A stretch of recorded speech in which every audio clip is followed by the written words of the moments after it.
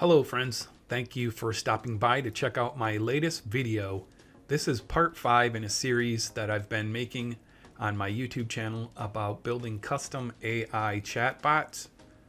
And so if you want to see the full details of how all this works and how to set it all up, you have to go back to the first video, and I will include a link to that video in the description. But basically, wanted to highlight some of the latest changes made for the program, and at a high level I made a chart here to show you, in case you haven't seen the other videos, the kind of technologies that are used and the type of tools. So basically it uses React and Next.js. It works with the OpenAI or large language model. Also, it does have incredible potential when you build custom code and have a custom application like this. And I'll show briefly how it can ingest multiple PDF files and using enterprise grade tools, and again building a private custom AI application so developers can build their own state-of-the-art AI chatbot programs.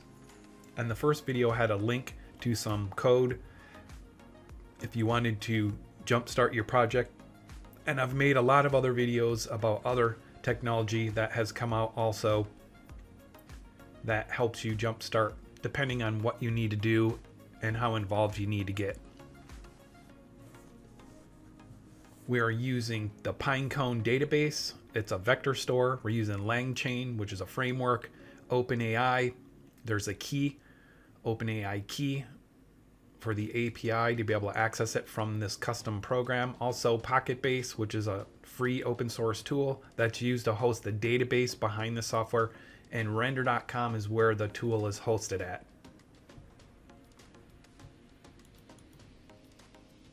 Here I wanted to show you the variables or environment variables that you need to set up. These are on the render.com, which is what is hosting the running application. And the web services are free. They do spin down and go to sleep after like 20 minutes, I believe it is. But you will need to set up these keys and these values, which again I cover in the first video in a lot more detail.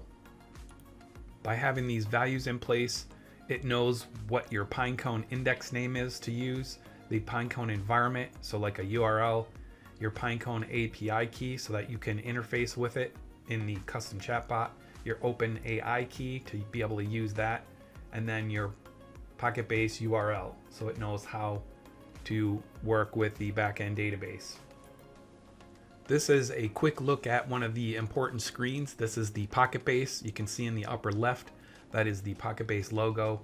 And this is running also on render.com. And I do have to pay a little bit per month to have this hosted because it is running inside of like a SQLite database. But it is very scalable, and I do talk about that in some other videos. And right here you can see a file name and a Pinecone namespace. Those things are important as you upload documents, multiple different PDF files. It knows what the PDF names are, and this is for each user, and also the namespace, so it keeps track of what the Pinecone namespace name was that was generated by Pinecone when I called the Pinecone services from within this custom code. So this is set up and running in Pocketbase, and that's an important part.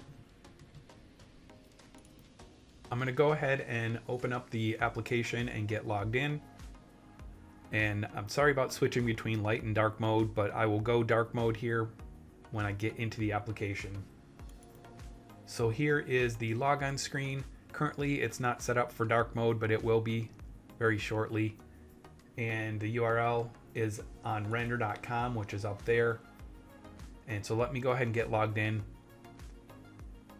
For users who were allowed into the application, there is a sign up page, but it has to be approved by an admin of this application, so that not everybody can just sign into the application and use it.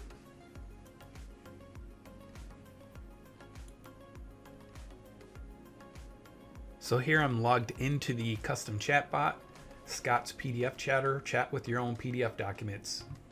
And up in the upper right, now we have a little icon, so you can go from light mode to dark mode or the system. And we'll go ahead and select dark mode.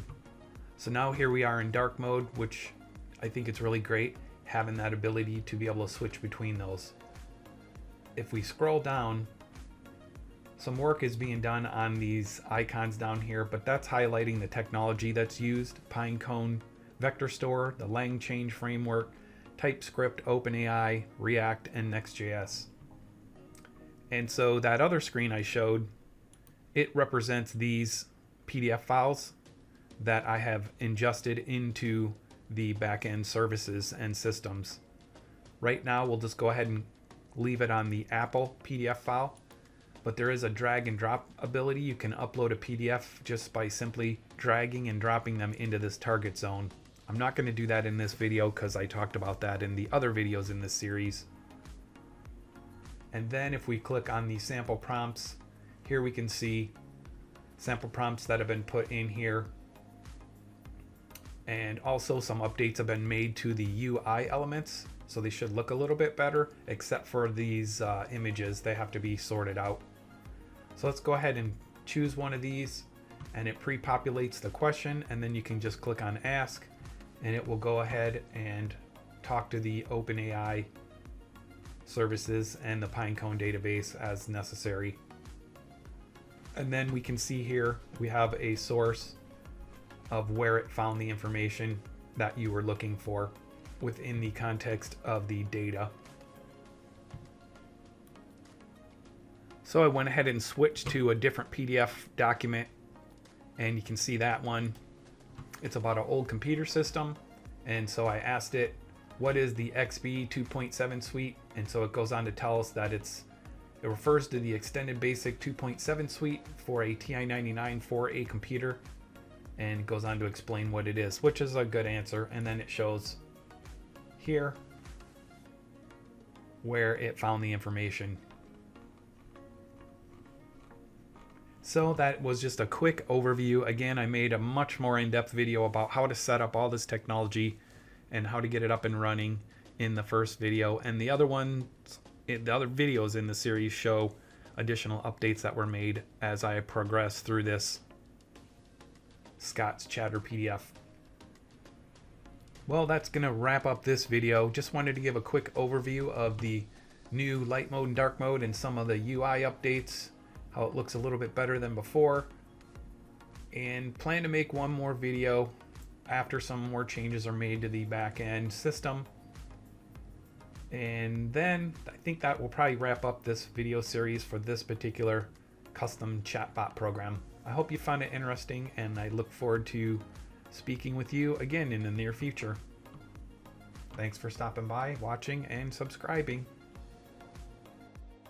If you like this channel, please like and subscribe and hit the bell icon to be notified when I post new content.